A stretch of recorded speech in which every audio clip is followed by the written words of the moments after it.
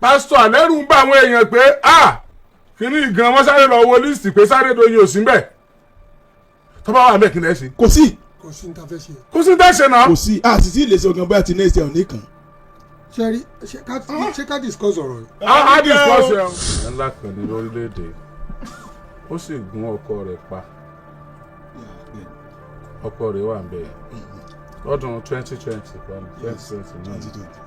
ó nìyẹn wọ́n ti yọ̀ǹda òun náà ìyẹn lédi pé kọ́ máa lọ ilé wọ́n ti release ẹ̀.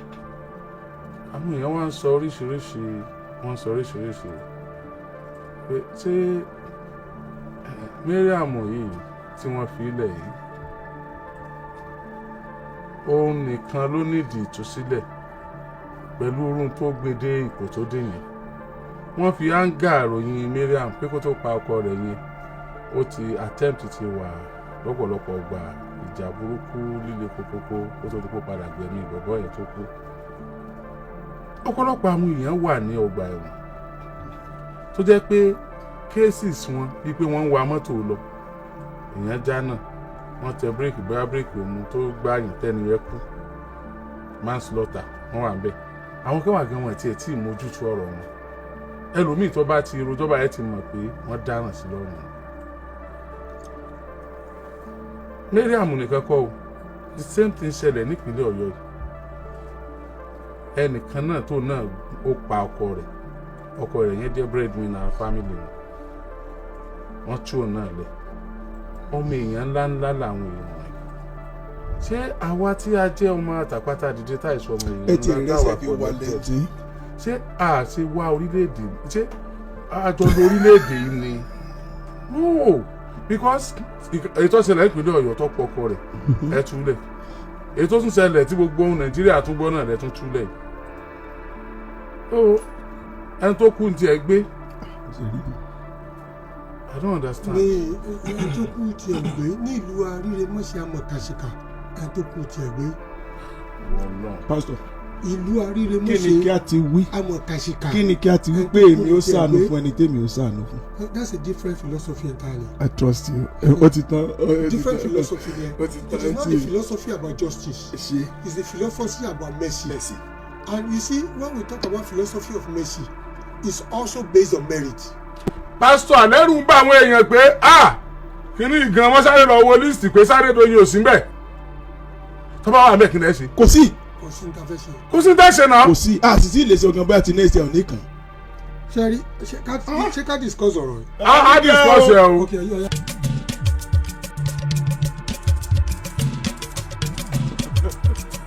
ọ̀ya comrade ẹja ẹ máa ní pẹ́ńbẹ̀ ṣùgbọ́n ẹja àyàbẹ̀. Ọlọ́run aláàánú mátà yìí lè díẹ̀ o sẹ́rí tó fi lé ni o. tí Ìbàdàn ọmọ èèyàn ńlá ni eléyìí náà ọmọ èèyàn ńlá ni. ẹ máa ń sọ̀rọ̀ kan yín pé ká farigun ká yẹ ẹ̀sọ́ àkàlà. káwá dákànnà nǹkan bú ọmọ àti òro sí bóònù náà kì í ṣe sorí tọ́bọ̀ ò ṣe. bàbá àwọn olóbìnrin pé àwọn list tán fà rẹ. What are the justifications? láti fi ṣe ẹjẹ gbogbo in social stratification àjùra wa lọ society o àbọ̀dọ̀ tanra wa o.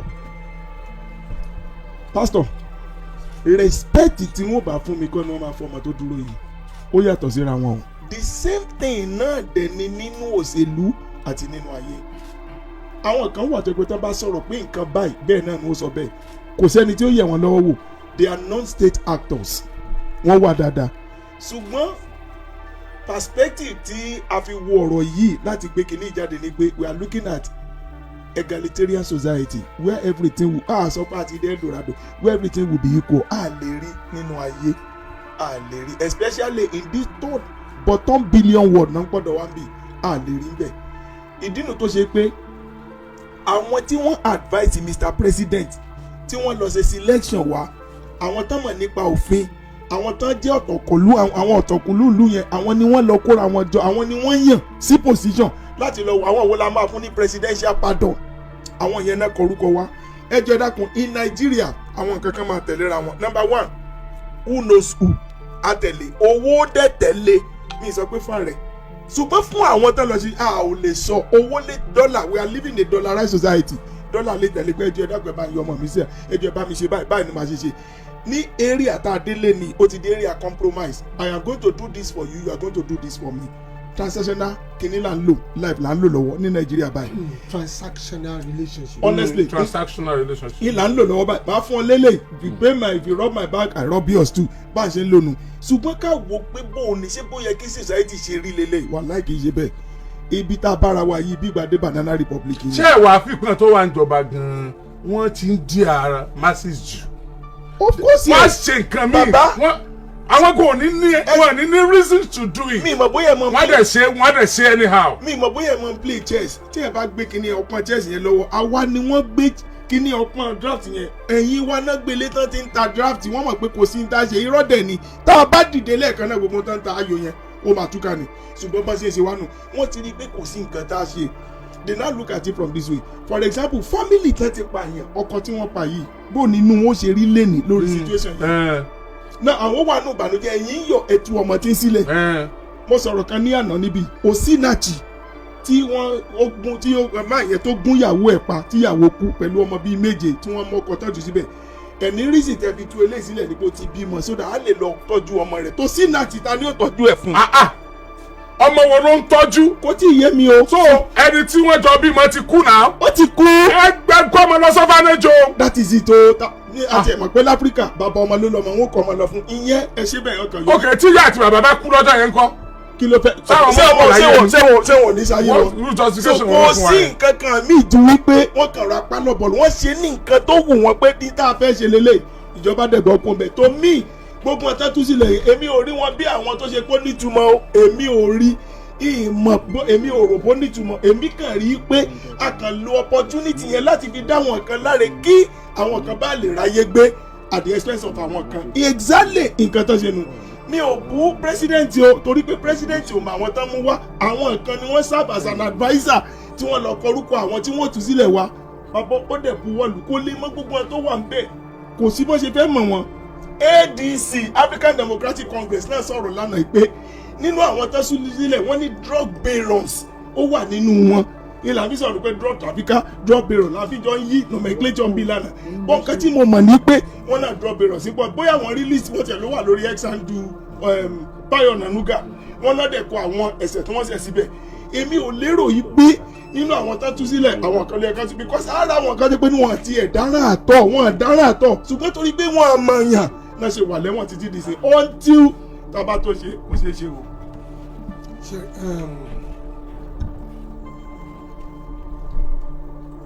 George Orwell ìwé méjì kan tó kọ tó bá mi lẹ́rù jù number 1 ó kọ Animal Farm number 2 ó kọ ìwé tó pè ní 1984 inú Animal Farm ló ti ní all animals are equal but some are more equal than the other. Ó wá going to Animal Farm he wrote a tragedy of a society tó jẹ́ pé they are exploitative and are criminally minded in the discharge of duties and justice. Nínú 1984 ó kọ̀rọ̀ nípa using logic against logic only to know and not to know to be conscious of complete truthfulness while making carefully constructed lies. So using logic against logic. I think we are in an environment where both 1984 and George Orwell Animal Farm is now staring us in the face when it comes to the level of injustice perpetuated within the corridors of power and the level of impunity and rascality that engulfed or that characterizes the corridors of power. Now, let me take it this way. Cherry, in a society where robbers are let loose, where drug barons are let loose, where murderers are let loose, it has become worse than a banana republic. It has become a chaotic environment, toxic environment. It has become a criminally minded environment. And what do we see in a criminally minded environment? Criminal activities mama festasi, insurgency mama kosi, financing of terrorism mama kosi, killings unnecessary mama kosi, and these people will escape because there's no justice. these people go scot free tí àwọn kan máa ń pa àwọn kan tán genocider tán pa àwọn kan tán gbalẹ̀ wọn tán gbogbo ẹ̀ what will happen tá máa pè ní pé a kàn máa pè ní just clash lásán ni community clash la máa pè instead of calling it the name it is how can Fulani herdsmen come to a village kan pààyàn Benue kan gbalẹ̀ wọn kan gbalẹ̀ wọn kẹ́ ẹ sọ pé just ordinary community clash lásán ni. So this is what is characterizing our society today. Now let me go to what the president did. Ifemi gave his defense. The president lema mọ gbogbo tó wà. But I want to disagree with that because we have the DSS before Kepo pardon yan a lot of people will profile them. Tó bá gbórúkọ yẹn wá DSS will profile it. Àwọn orúkọ yìí are they worthy of being pardoned? Now our crime kan wà o tí ó wà ní purview federal government. Our cases kan tó yẹ pé state level only federal government ò lè pardon ẹ tó pass through the state courts. No. You can only pardon people pass through the federal courts. Yes, exactly. So gbogbo àwọn tẹ́ pardon they pass through the federal courts. Àwọn mi ò tẹ̀ the court tó yẹ pé historically náà fi pardon ọ̀pọ̀lọpọ̀ wọn tí ò sí under purview wọn tí ò tí ì bí wọn gbà tó ṣẹlẹ̀ gan. The issue of Abat Macaulay and co. Are you get what I'm saying? Now tó bá wọ tó pa ọkọ ẹ̀ yìí in both the state and the federal who do you know ni o? And the masses there are so many people ní Agodi so many people in other prisons tó dé pé àjùlọ làwọn kan fi hàn wọ́n tó fi wà níbẹ̀ tó pé lọ́pọ̀lọpọ̀ wọn tí gbọ́ kéèsì di ọ̀la tó fi wà níbẹ̀ and these people are not even released they are not even looked after tó pé àwọn tó wá pa ọkọ wọn murderers àwọn drug barons àwọn lè wọ́n release you are sending back into society criminals and this is just an example of telling people pé o lè pa ọkọ anytime tó o bá ti mọ̀ èèyàn o lè waste life ọkọ ẹ o lè waste life anybody else ọkọ ẹgbẹ́ ọkọ lè pa o lè waste life anybody else tó o bá ti mọ̀ èèyàn má tú ẹ sílẹ̀ that is what it means so I think Nigerians should speak out we have seen lawyers speaking out and kò dẹ̀ burú fún president ní ìsìnàtì mọ̀ láti reverse ẹ̀. No, sir. No. Kí ni tó ṣe bárò ló ṣe rè sá. No. Magbo, you know how to know somebody who is purposeful in life, somebody who has strength, somebody who is just. Okay. Somebody who is just is somebody to make an error, to the reverse it, to the give apology. It doesn't make you to be a weakling. It projects you as somebody with strength. Yeah, I agree. Are you getting what I'm saying? Saying sorry for what you did wrong is not saying you are weak. It's telling us how just you are. You see, we are looking at the moral aspect of these things. Morality is not justified. And what are we preaching? Every law, some of the law steps out of morality. Do not kill, do not be covetous. Out of morality.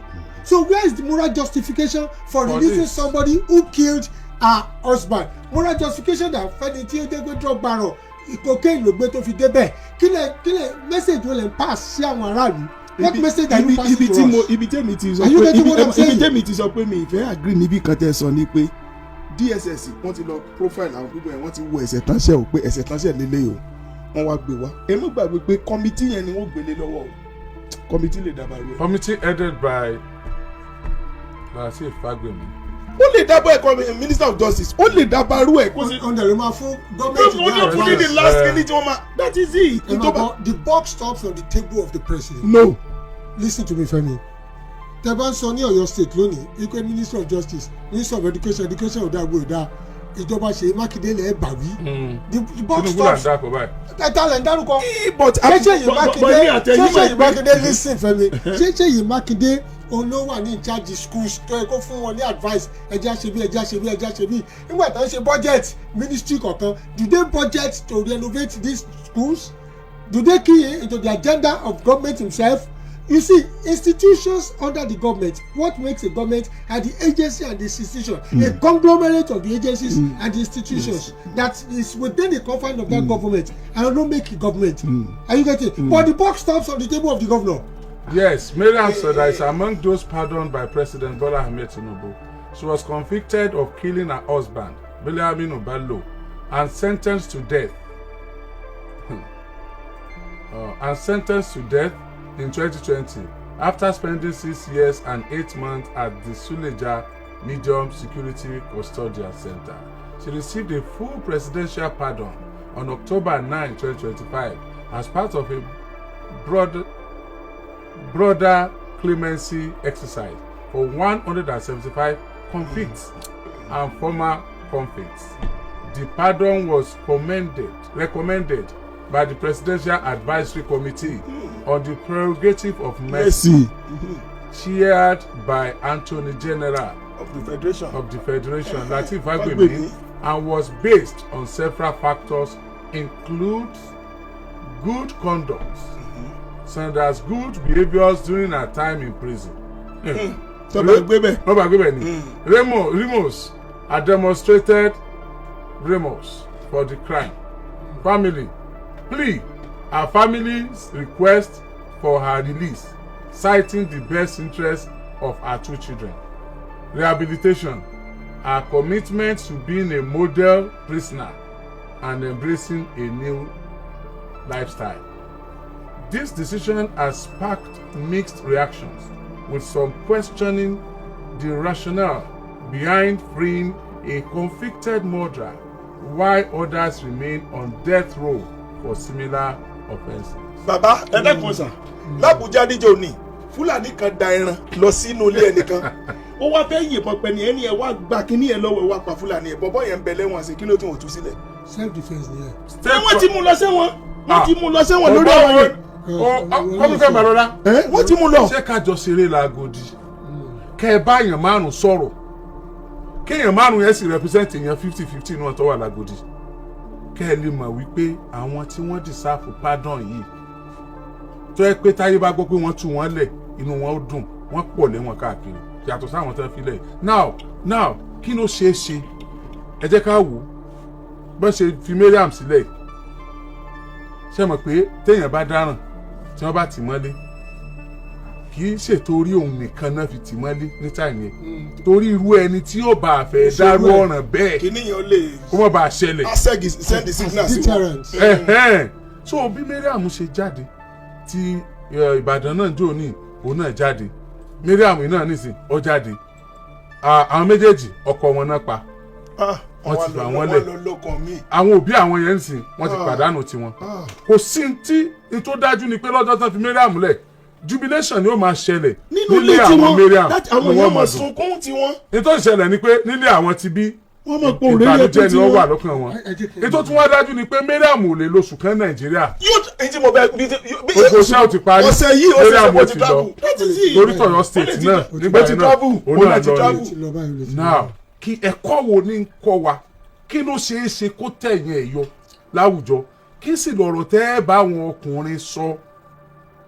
kan yára wọn brain ni o. ṣe é sà ṣe é prerogative right of mercy kò ní limitation. bẹ́ẹ̀ni it could be extended to. gbogbo wa láyé yìí wọ́n ní tọ́lọ́run bá sàmì ẹ̀ṣẹ̀ kò sẹ́ni tí ó dúró. kò sẹ́ni tó máa dúró that's the fact but you see everything in a society where we belong to kò má jẹ́ pé I encourage so much of criminality we have to look deep into it very well. ṣe èmi expect kan tó lọ ti dẹ́sílẹ̀ káwọn family àwọn ọkùnrin yẹn náà sọ pé àwọn làwọn ní kí wọ́n túlẹ̀ àwọn family àwọn kan pa.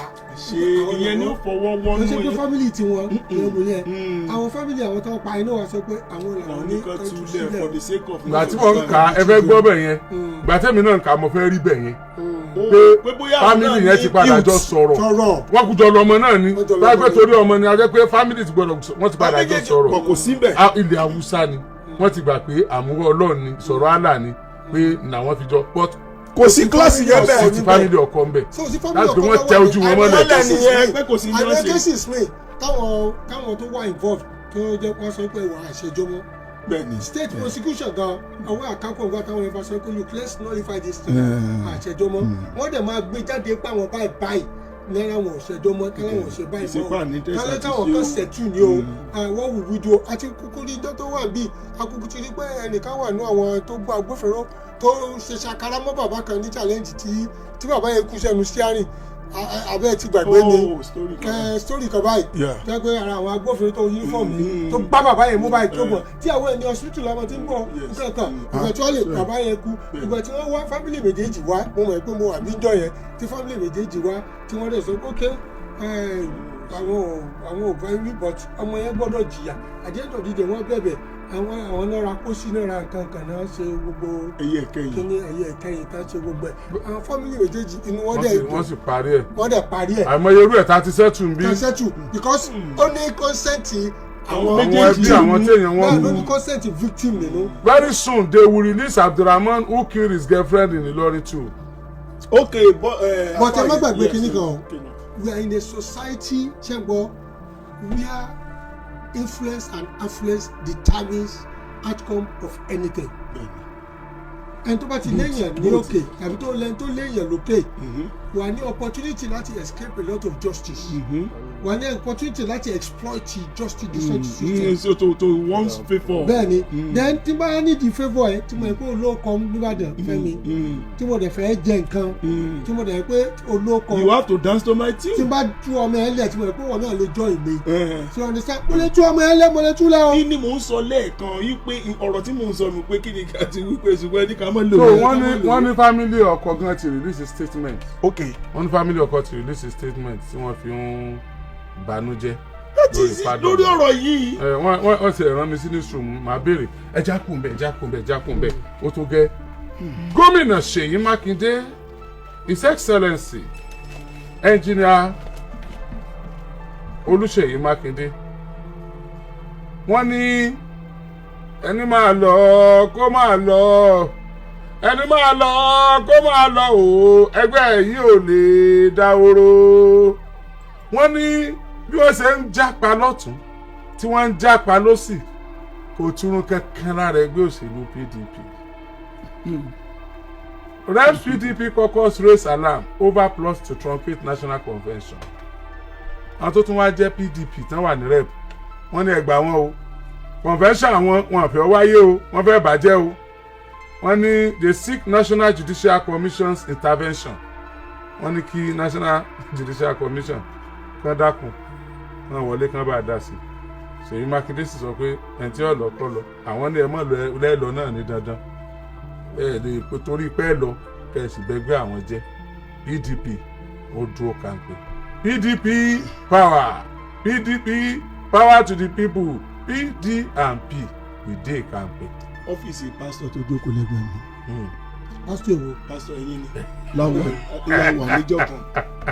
àwà níjọ́ kan èmi àìkí alájà àpọ̀bá gbogbo àjọ jókòó pásítọ̀ wà láwọn lọlé ẹnìkan wá sọ̀rọ̀ mi mọ̀ pé pásítọ̀ lè rántí ọ̀rọ̀ pé ẹ wò ẹ mọ lọ bẹ́ẹ̀ bá lọ Ọlọ́run lọ ṣé ẹ rántí ọ̀rọ̀ yẹn good ẹ jẹ́ wọn máa lọ bí wọ́n bá lọ Ọlọ́run lọ ní PDP Ọlọ́run wà ní PDP ṣé gẹ̀tẹ̀ yìí tí mo rí ni wípé a ti dé stage realignment of forces àwọn kan máa fi ẹgbẹ́ lẹ̀ wọ́n máa lọ sínú ẹgbẹ́ míì gbogbo aládẹ̀mọ̀ pé ibi tí ṣúgà bá wà ibẹ̀ ni ìrà máa lọ lọ́wọ́lọ́wọ́ báyìí òkè dé bá nìkan yẹrí ó dé bá PDP kò mí ìpín túká o if we could have somebody like engineer Ṣèyí Mákindé governor senator Jackson Nurudeen Ìmọ́lẹ̀ Adémọ́lá Adélékè tán bá lè retain wípé àwọn ò ní kúrò ńbẹ̀ ẹ má gbàgbé pé nígbà kan AD dáhóró president Bola Ahmed Tinubu àwọn nìkan náà dúró àtàwọn bàbá kọ̀ọ̀kan ni wọ́n jọ wà ń bẹ̀ o Jackson Nurudeen Adémọ́lá Adélékè àti engineer Olúṣèyí Mákindé àwọn méjì yẹn ti tó o bàbá igi ọwọ́ méjì kò sí tí ó lè pa o. ẹyin nu Ọlọ́run. báwo. àwọn méjì tó o. ẹyin nu Ọlọ́run. ìta kan nídìí ni pé ṣe pé kì í ṣe igi kan ní Dágbóṣe ó ti di igi méjì tó fẹ́ Dágbóṣe ní south west níbí nígbà tá a bá wò lọ́tà bọ̀ èrò tó ya wá o ṣúgà ò sí lọ́dọ̀ wọn mọ́ nìyẹn o ṣùgbọ́n ṣúgà ń bọ̀ tí ṣúgà bá dé gbogbo èèyàn ní ọ̀tún wà ókè yá ètò jẹ́ àjọ. ẹjọ ṣebí àwọn gómìnà PDP pọ̀ náà. náà wọ́n ti lọ tán àwọn méjì tó ti lọ báyìí àwọn àtúmọ̀ tí ó tún lọ kó tó di November ìbá ti lọ dírí ìbá ti lọ lónìí dírí ń lọ bóyá jọ wẹ́ẹ̀sì ti dírí ṣẹgẹtẹ sí ìbá tí sì ń lọ ìbá. wọn fọjọ́ ìnáwó kanjọ kan. bàbá ìwọ̀n fọjọ́ ìbá fòun lẹ́ o ó ní bó ṣe lọ tó bá ti wọ ẹ̀yìn ń gbọ́dọ̀ rí àwọn tó wà ń pò kán máa tẹ̀lé wọn so gbogbo wọn tí a bá gbọ́ gbogbo Enugu ní lọ tí a bá gbọ́ Enugu gbogbo Enugu ní lọ. wọ́n lọ sí APC. wọ́n ti wà ń bẹ̀ ọ̀rẹ́ bá wọ́n ya káàdì lọ́wọ́ báyìí torí àárọ̀ ni wọ́n ní wọ́n ya káàdì. wọ́n ṣe àyà káàdì. wọ́n gbọ́dọ̀ ya káàdì báwọn sí inú bẹ̀rẹ̀ mú. wọn ò ní ìdíkọ́dà pàtàkì kò wúlò mọ́ ọkọ̀ wọn ló wà bẹ́ẹ̀ kẹ́jẹ́ wọn ya bàbá náà ya tí wọ́n lọ́tà ẹ jẹ́ wọn. àwọn náà wọ́n bẹ̀rẹ̀ rẹ̀. àwọn náà bẹ̀rẹ̀ rẹ̀ lẹ́yìn yẹn. ògbọ́n tó bá ya káàdì Ọbásanjọ́ ló fi jọ. ọdún bẹ́ẹ̀ ni tó bá ya káàdì PDP. ọlọ́mọ ṣe yẹn lọ́ máa lè ẹ̀gẹ́ ti yun ní bàbá tí wọ́n wò wájú nìyẹn. it's alright. àwọn ìyá So, dírí náà lọ. tí n bá bá lọ tí dírí lọ mélòó ló àwọn olókùn. ṣé wọ́n ju bíi mẹ́rin lọ márùn lọ́mọ ni. ẹ̀mú méjì àpàbí. púpọ̀ pàdé tó ń ṣe káàkiri àwọn yẹn náà mọ̀ wá ń bẹ̀. ṣé bẹ́ẹ̀ rí jẹ́ wọ́n wọ búùtù táwọn wo ẹ̀ríkẹ́ búùtù tọ̀dọ̀ mi ló yàtọ̀ tí kálukú wọ búùtù tí ẹ̀pá sọ pé nínú mítìn bọ́ọ̀ ṣe lọ tán ni àwọn kan wọ́n kúrò ń bẹ̀ náà wọ́n kúrò ń bẹ̀ eléyìí náà wọ́n tó ti lọ èyí tó tún ní oko wa lọ ẹ tí ò rí nǹkan kó náà yóò lọ báyìí ẹ tún wá mọ tó fọ́ ni before December àwọn kan tó lọ nínú gọ́fúnà yìí náà ni o tí gọ́fúnà bá dẹ̀ ti lọ bá làwọn ṣe rí o ti dé bá PDP ti two for now ẹ gbàgbé convention wáyé tí wọ́n bá rí convention yẹn ṣe wọ́n lè ríra wọn ṣàjọ lọ́jọ́ ọ̀la but for now oyin ti wọnú PDP oyin àwọn oyin kíní ni oyin àtàgbọ́n ó ti wọnú PDP báyìí tí èèyàn bá pẹ́ níbi tó nàró sí kọlọ̀bọ̀ lójú òyọ. oyin ní ẹgbẹ́ PDP oyin. oyin yẹn yàtọ̀ o oyin tá a fi mú nǹkan nìyẹn oyin tí ń tà yẹn ló wọlé bẹ́ẹ̀ àtàgbọ́n ejò tí wọ́n wà nísàlẹ̀ ejò amúbidán ni ó le gan bàbá èyí ò gbọ́dọ̀ pẹ́ lórí fídíò. Honorable Suka. bá bí ẹgbẹ̀gbọ́n ọ̀bọ̀ bí kan ṣoṣo ọ̀gá bí ọjọ́ òbúkọ. ara ayé lójú àrùn gbéraga ṣé ọ̀kan ṣoṣo àràbà kì í ṣe gbẹgbẹ̀rún ọ̀sọ̀ọ̀sọ̀. sọdún jọ ní ọmọ tó já bábà kan ṣoṣo kì í ṣẹgbẹ́ gba orúnkún ọmọ. wúbi rádaràdà ọdún jọ gan ti ilé ká ọdún jọ gan ti gbàgbé jẹ sọ òun kò rántí bá ọdún jọ ló ní iṣẹ́ lògùn sẹ́ ẹṣẹ́ṣẹ́ lògùn sẹ́. yahoo lògùn sẹ́. ẹ wọ́n sọ kí bẹ́ẹ̀ pẹ́ mọ́ tó lè wọ́n olórí wa lò ká. Now we look at the empirical facts and sin is believing. ẹ má jẹ ìbọn ọkọ. àwọn ò dàrú wájú ni wọ́n ò dàrú wájú ni bá. ẹ dákun. ṣé rí ntẹ̀yìn rí olómú ntẹ̀yìn ó sọ jáde àìrí kí n rí nǹkan wí o. tabadẹ wo nǹkan tó ń ṣẹlẹ̀ lọ́wọ́lọ́wọ́ báyìí kò fọ́n rí fún PDP o. ifá ọ̀pọ̀ rẹ̀. kò fọ́n rí fún wọn kò fọ́n rí fún wọn. And I'm just worried wípé kí ló dé tí trend yìí wá pọ̀ báyìí. tó wá pọ̀. tẹ́tún náà fẹ́ ṣe convention tí wọ́n tó fi mú gbogbo wọn pọ̀ tẹ́nu wọ́n tó fi kó tí wọ́n fi wo ọ̀nà way forward. àwọn méjèèjì wà ní committee convention. tó wọ́n jẹ́ pé time yìí òun àwọn ẹ̀tọ́ wọn kọ́ mọ̀ àtàwọn tó ní àwọn lọ àwọn tó kù ní ìsìn ojú bíi márùn kankan lọ táwọn yẹn bá tún ti lọ. ẹ mọ̀ pé mo lè kọrin ábọ̀mù mi fẹ́ jáde. so àwọn yẹn tó kù ní ìsìn ojú bíi márùn lọ but the point is there I want to support Femi. Yeah. You understand? torí Femi ẹ ṣàbòsí. no ṣàbòsí tààrà. ìṣàbòsí. ìwọ ti rí ni Femi too I want to support Femi because there is always the beginning of a new beginning. Yes. Ntí mo kàn rò ní wípé àwọn tí wọ́n fẹ́ jẹ president ní PDP. àwọn mélòó. ṣé tá ti signify by engineer Ṣèyí Mákindé ti signify. ètò. àti signify àwọn èèyàn root for him. People are rooting for him. Goodluck Jonathan. They are rooting for Goodluck Jonathan. Peter Obi. They are rooting for them. Peter Obi. They are still rooting for them until make up mind wọn. àti ìrẹ́ntàn make up mind. Atiku Abubakar. No, kò sí bẹ́ẹ̀ mọ́ African Democratic Congress ADC ni Atiku but they are also rooting for Atiku. pé bóyá kan lọ mú wá. So most of the people who are rooting for ni. You understand? And there are some that are still silent on their vision. But the act, the way they behave, the way they talk, what is show they are leaders. For example, the way engineer Ṣèyí Mákindé is talking, even in Abuja, when he was even saying, tell it about the convention, they should hold him responsible. It's showing leadership traits. You are a leader. You are a leader. You are a leader. You are Ṣèyí Mákindé. You are a leader. Honestly speaking. Yeah, bá mi bó ṣe ń wò mí. I give it to him because if you can come out and say, look, hold me responsible, it depicts of somebody who is purposeful and who knows what he wants and who is ready to articulate and to ensure we all the plans and purposes are put in proper shape for a better execution during the convention. Pastor Malaika. Pastor Jago. 07041001887. Kí ló ṣẹlẹ̀? Mo ní Pastor Malaika. Èmi tó sá. Tí a bá ti ń gbé ìbò lọ gbé ìbò, mo ti mọ ibi tí wọ́n fẹ́ land sí mo Pastor Malaika. Land dáadáa. Land orí òkúta. Land orí òkúta. Ilé Ọlọ́run. Hello. Ibi tí a lè gbé magi sí. Ẹ káàárọ̀. Ẹ káàárọ̀ sà. Magi tún wù mí. Ẹ kú iṣẹ́ kú ètò orílẹ̀-èdè Nàìjíríà. Yes sir. Ọlọ́run Elédùmarè á máa ilé yín àti ọ̀nà yín á máa tún ṣe. Àmín. Ìfẹ́ tọ́lọ́run fi so gbogbo yín pọ̀ tẹ́ wà ń bẹ̀ torí pé ẹni tó bá ń bomi ọgbọ́n lọ́gbà ó ń tún orílẹ̀-èdè yìí ṣe ni. Ẹ rí ọ̀rọ̀ òṣèlú lórílẹ̀-èdè Nàìjíríà yìí. Bàbá wa Awólọ́wọ̀ ti sọ sẹ́yìn. Ó ní tó bá tásìkò kan irọ́ tí gbogbo àwọn èèyàn fi ń bò wá lójú ajá. Bàbá wa Tinubu ṣe bí gbà kan lọ wà ní èdè ṣe bí gbà tí bẹ́ẹ̀ fẹ́ bàjẹ́ ṣe bó làwọn náà kúrò. Nísìnyí ìwà tó ń wù nígbà yẹn táwọn Afẹ́nifẹ́re sì kọ̀yìn sí wọn ṣe bó náà lọ bẹ̀rẹ̀ sí ní hù sí PDP báyìí. Àwọn ló ń kó èèyàn jọ nítorí pé ó lọ́lá ó nípò ó fẹ́ fi hàn wọ́n pé dandan 2027 yẹn kò sẹ́ni tí ó gbà. Wọ́n káwọn gbàgbé kọ́ má gbàgbé kan pé ilé ayé ò kì í ṣe tẹnìkan. Àfi àpò àpò ònú ẹ̀yìn kan. Ṣùgbọ́n orúkọ táwọn tó ti wà lẹ́yìn sílẹ̀ òun ló ń jẹ o. A gbàgbé bàbá wọn náà lẹ́nu nítorí pé kò gbàgbé ọmọ Yorùbá.